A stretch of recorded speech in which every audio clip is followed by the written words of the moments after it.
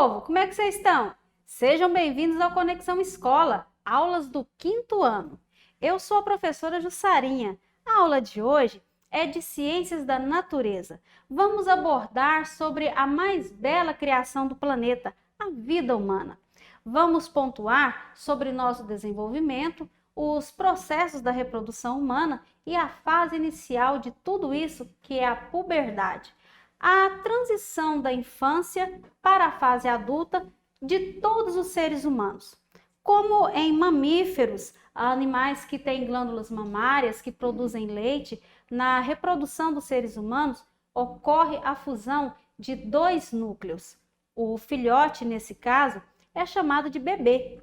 Ele cresce no corpo da mãe, da mulher, pois o homem e a mulher têm diferentes órgãos reprodutores.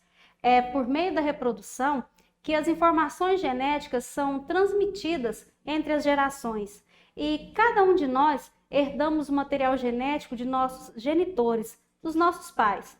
Venha comigo se conhecer um pouquinho melhor. Como crescemos, amadurecemos e reproduzimos? Já pensou nisso? Olha só, pessoal. Todos esses processos acontecem devido aos hormônios que produzimos. Eles são muitos e de grande importância. Veja, o hormônio do crescimento ajuda a desenvolver os músculos, ele em falta causa o nanismo e em excesso o gigantismo. A adrenalina, também chamada de epinefrina, faz o coração bater rapidinho durante os momentos de forte emoção. Ela é liberada como se fosse um mecanismo de defesa, entendeu? A insulina controla o nível de açúcar no sangue. Ela é responsável por metabolizar a glicose para a produção de energia. Ela atua como uma chave para que a glicose entre e seja usada para gerar energia. O estrogênio é o hormônio responsável por desenvolver características específicas nas meninas, como o crescimento dos seios, o alargamento da bacia.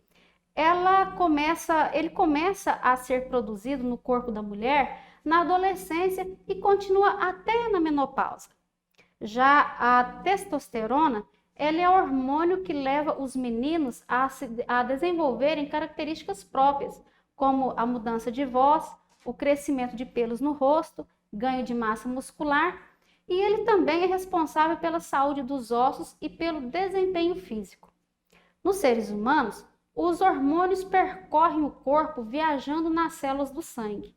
Muitos hormônios diferentes podem estar no sangue num dado momento. Cada um deles afeta apenas um certo tipo de célula. Essas células são conhecidas como células-alvo. Um hormônio viaja até as suas próprias células-alvo e então fica dentro delas. Quando isso acontece, ele leva as células a começar ou cessar certas atividades. De acordo com o site Escola Britânica, os principais órgãos reprodutores masculinos são os testículos. Eles têm formato oval e ficam situados atrás do pênis, na chamada bolsa escrotal. São eles que produzem as células reprodutoras masculinas, chamadas de espermatozoides. Os espermatozoides se parecem com girinos, filhotinhos de sapo, pois possuem uma longa cauda. Eles são muito pequenos e só podem ser vistos no microscópio. O espermatozoide chega ao pênis através de um canal nadando em um líquido. O conjunto formado pelos espermatozoides e pelo líquido denomina-se sêmen ou esperma, que irá chegar até a célula reprodutora feminina, chamada de óvulo, e assim irá acontecer a fecundação. Na mulher, os principais órgãos reprodutores são os ovários. Eles têm formato de amêndoa e ficam na parte inferior do abdômen. Os ovários de uma menina recém-nascida contêm mais de 500 mil gametas, os óvulos. Há dois canais chamados tubas uterinas unem os ovários ao útero.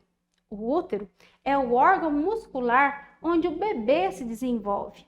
Quando a menina chega aos 12 anos de idade, aproximadamente, os ovários começam a liberar um óvulo por mês, se não houver fecundação, ou seja, a união do espermatozoide com o óvulo. E então vai acontecer a menstruação, que é a descamação do útero para que essa célula não utilizada seja eliminada. É o útero dizendo tchau para aquele óvulo. Por isso, é comum ver as mulheres tendo cólicas no pé da barriga mensalmente. Isso acontece porque o útero está descamando e colocando o óvulo para fora do corpo delas. Os espermatozoides, ao entrarem no corpo da mulher, nadam até o útero e seguem pelas tubas uterinas com o objetivo de encontrar o óvulo e fecundá-lo. Apenas um espermatozoide consegue fecundar o óvulo. Os demais morrem no percurso dessa viagem. Após a fecundação, tem início então a gestação, ou seja, a gravidez. O óvulo fecundado vai para o útero e começa a se dividir em muitas células. Depois de 5 ou 6 dias, essas células fixam-se à parede do útero da mãe para dar início à formação do bebê. Nessa fase, a criança é chamada de embrião. Depois de 8 semanas, tem o nome de feto. No útero, o bebê cresce dentro de uma bolsa chamada saco amniótico, repleta de um líquido transparente que o protege e permite sua movimentação.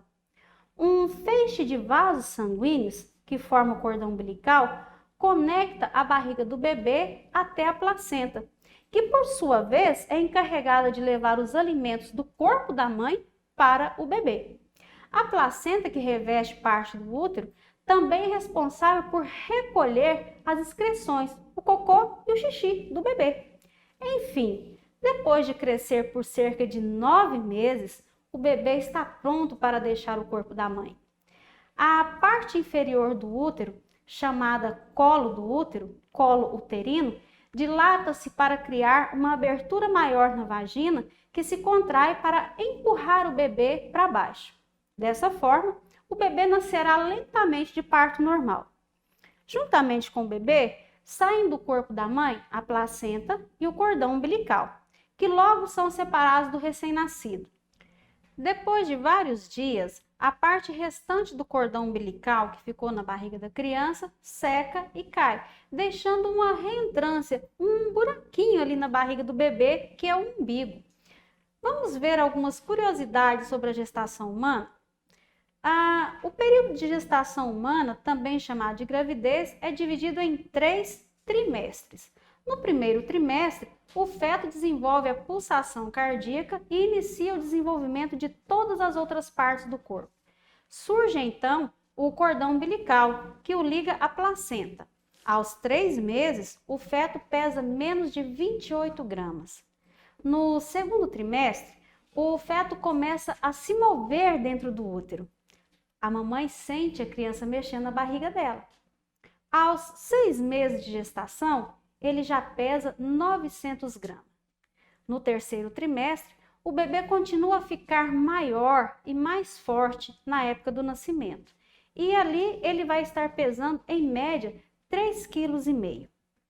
O recém-nascido pode nascer no parto normal e tem-se aqui algumas variações, podendo ser hospitalar, domiciliar, de cócoras, deitada, na banheira, com ou sem aplicação de anestesia, parto humanizado, que é quando em condições de plena estabilidade, a mãe tem o poder de decisão sobre a melhor posição para o nascimento de sua criança, e se quer a presença de outras pessoas ali junto com ela nesse momento ou não. O parto ainda pode ser tipo cesariana ou cesáreo, como alguns dizem, que é o parto através do procedimento cirúrgico, onde a mãe recebe uma anestesia na coluna e é feito um corte no baixo ventre, no abdômen, para que o médico ginecologista retire a criança do útero materno. Você está vendo aí o nascimento da Elisa. E se liga, pessoal, hoje nós falamos um pouquinho sobre o ciclo da vida humana, como nascemos, crescemos e reproduzimos. Independente da forma do tipo de parto, o nascimento de uma criança é um momento sublime na vida de uma mãe. Não tem nada que possa traduzir a emoção de vermos nosso fruto nascer, chegar a esse mundo através de nós mesmas. Agora é com você. Faça uma entrevista com alguém da sua casa, se possível, sua mãezinha, Procure saber como foi a sua chegada por aqui nesse mundo. Ela fez acompanhamento com o médico pré-natal, mês a mês? Qual foi o tipo de parto? Onde foi? Teve algum problema ou foi tudo tranquilo? Anote tudo aí no seu caderno, beleza, amore? Moçada, eu já vou indo porque a dor do parto é dura, mas eu tenho que partir. Depois você corre lá no YouTube, acessa o link que está aparecendo aqui na tela para você assistir novamente a aula de hoje. Beijos da professora Jussarinha para todos vocês. Tchauzinho, pessoal!